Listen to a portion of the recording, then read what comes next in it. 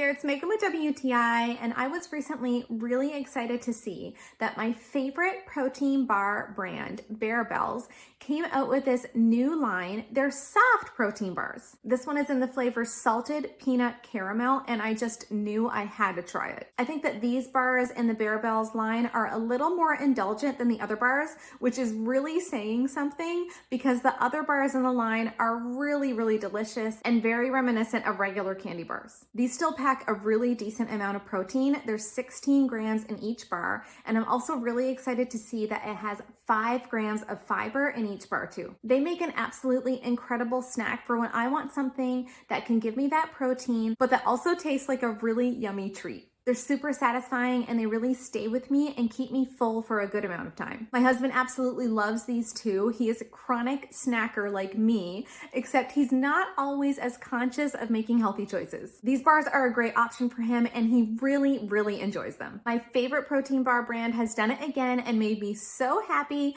with these soft protein bars. But that's just my point of view.